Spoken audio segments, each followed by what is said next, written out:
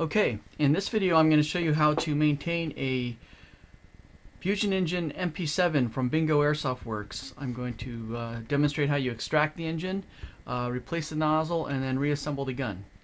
So you start by just taking off the front cover on the MP7 to extract the FCU. FCU's hidden up here in the front. Sometimes it takes some pliers to help get this out. Gently pull the FCU out and disconnect it from the wiring harness. Set that aside. Then we want to take the top cover off. That's held on by 3 different screws. I'm going to slide this front sight out of the way to expose the screw here on the top. And we'll use a 2.5mm hex wrench to remove this front screw and this second screw here.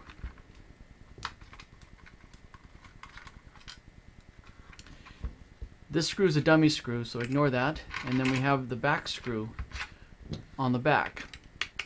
And you'll note that this back screw is longer than the other two. These two are the short ones that go up in the front, and you use the longer screw back here in the back because that longer screw holds the dummy charging handle in place. Now that's not used on the Fusion Engine conversion. So you take the dummy handle out, and then the top will pop right off. At this point, you'll want to detach the wiring to the trigger switch. So you pull these 2 connectors off right up here in the front. It doesn't matter which one is first or second, black or red. It's not relevant. Those 2 will fit on the 2 connectors in the front there. And we'll go ahead and back the wiring harness out here as well, which will make it easier when we take the actual engine out. Okay, now we want to take the back plate off of this. And you'll use a 2mm hex wrench to take out these 2 screws here. And once these 2 screws are removed, you can punch the 2 bolts out that hold the back plate. And the back plate will come right off. Alright, now we're ready to actually pull the engine out of the gun, and you simply separate the 2 halves. You just sort of flex them apart like this, and then you can gently pull these through, just making sure none of the wires get caught on anything as it gets extracted. And there you have it. The Fusion Engine is extracted from the engine.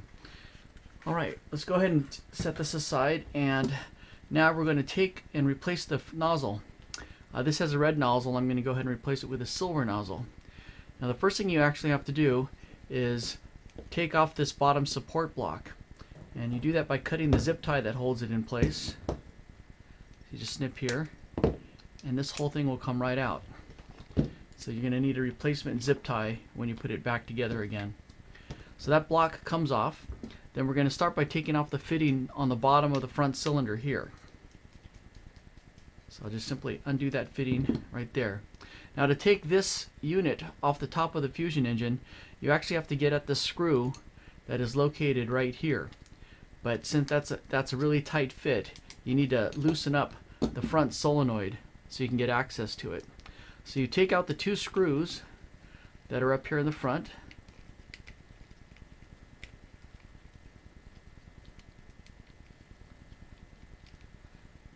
Just remove these 2 screws. One's longer than the other. You'll notice the one toward the back is longer than the front screw. And then this solenoid, you can just gently lift it out of the way to get access to the screw that's at the top. And you just unscrew this screw, and this is the standard screw that's used on a Fusion Engine. And now this comes off.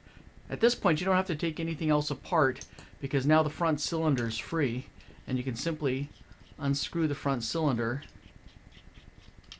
and pop out the nozzle. There's the nozzle. So I'm going to replace it with this nozzle, which is it's black. I have it listed as silver. It's actually been bored out to be silver. And I'm going to make sure I have plenty of Tech T gun salve grease on here. And apply that on there. Make sure it's applied onto the nozzle as well. Put the spring back on. And then I'm going to insert this nozzle back into the front cylinder. And then screw this back onto the engine. Alright, and you'll go until it's essentially flush here at the bottom. The cutout is also at the bottom of the engine. Okay, now I can reassemble this by putting the top screw back in place first. Let's grab that screw and tighten it down. Doesn't have to be over torqued, just till it's hand tight. And then we can reattach the solenoid. Again, just hold that in place. The longer screw goes in the back. The shorter screw goes in the front. And screw these into place. Alright, now once again, don't over torque these two screws either. They're held in the plastic piece here, so there's no reason to torque them down, and you don't want to strip out the plastic anyway. So now we just have to put the bottom banjo fitting in place. Helps to hold it like I'm holding it here, and then use a standard screwdriver to put this all back together. Okay, now once that banjo fitting's in place, we now need to reattach the lower support block. You can see that it's cut out a certain way here, so it'll only fit on this in this fashion. Now you start by taking your zip tie, and it helps to bend it down a little bit here at the top, because what we're going to do is slide it up in through here, make sure it's underneath the airline. It'll just sort of curve all the way around the engine and pop all the way through, just like that. Again, grab it like this. Make sure this square part is toward the front because it goes over that fitting. Insert that and put on the zip tie here.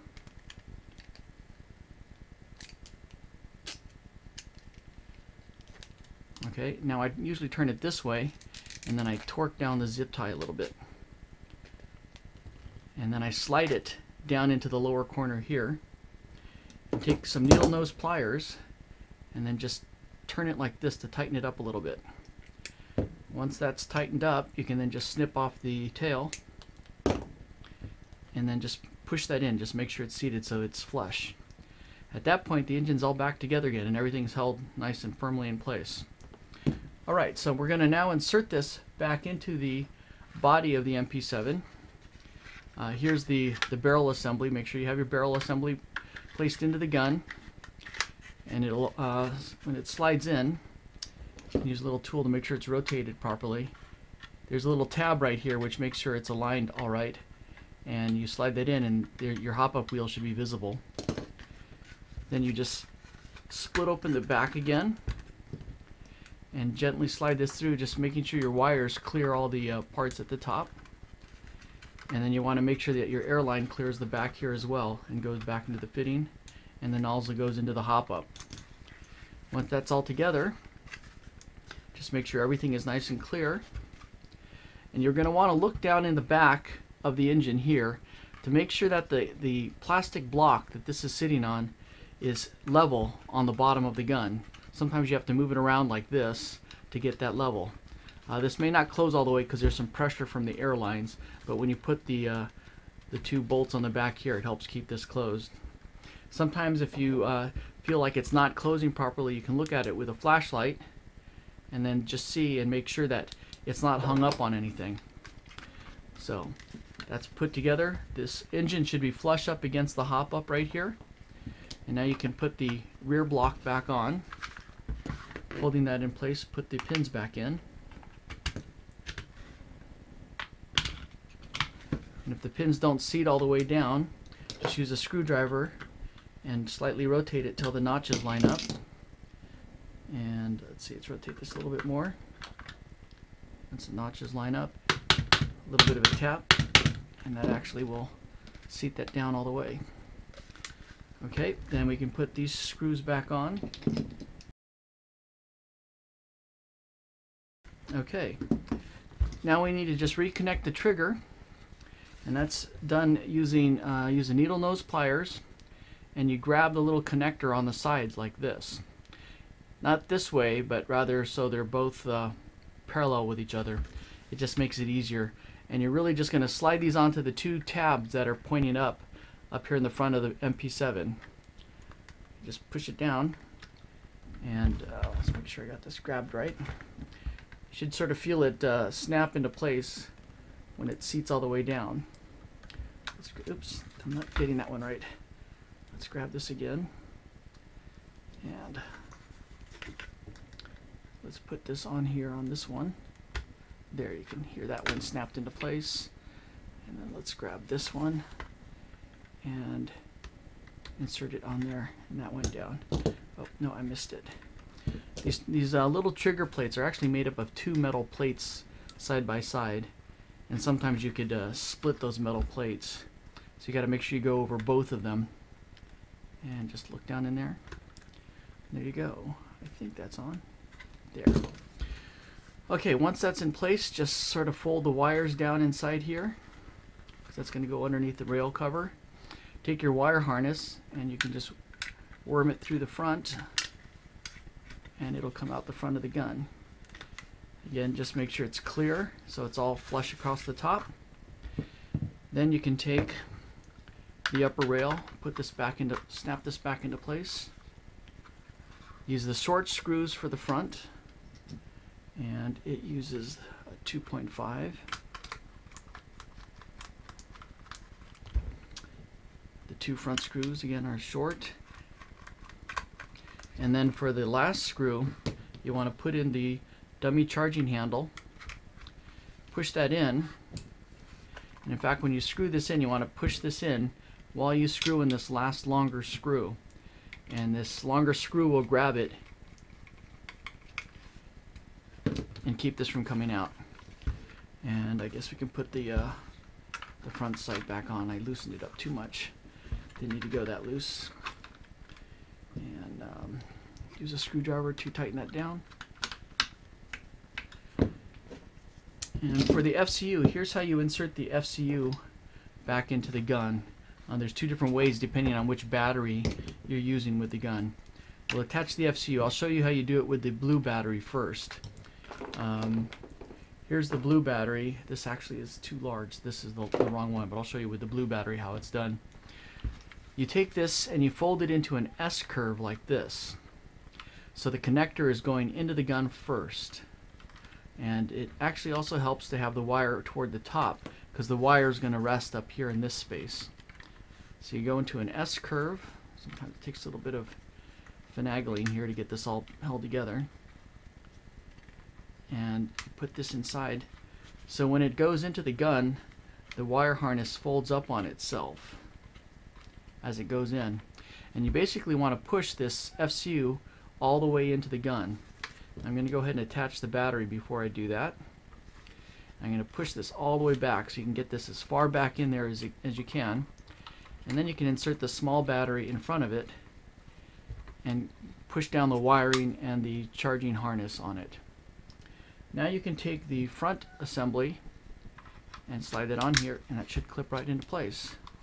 And should be good to go. The last part is adding the stock. I actually started without having the stock on here. But the stock is inserted by holding this lever up and this lever up at the same time. And the stock can get inserted. Now just do it slowly. There's no reason to push this very fast, because the stock actually rubs up against the airlines here. And if you go back and forth too fast, you could heat that up and maybe burn the airline. But it should just work. Locks into place, slides back forward again. And there you have it. Changing the nozzle on a Fusion Engine MP7. I'm also going to show how to insert the battery when you have the larger battery. I've been using two batteries here, both 180 milliamps. One's a small blue one, and the other is a slightly larger green one, but the green one's thinner than the blue one. So in order to use the green one, you actually insert the FCU into the MP7 opposite. You don't go connector first, you go free end first, or where the switch is first. And you're going to put this battery right here in front of this switch and insert both of them together, and then you push them both into the gun, and then you fix the wires inside of here, above it or below it. There's a little bit of extra room up above, and then you can put the cover on. So you would do it slightly opposite if you have the green battery versus the blue battery.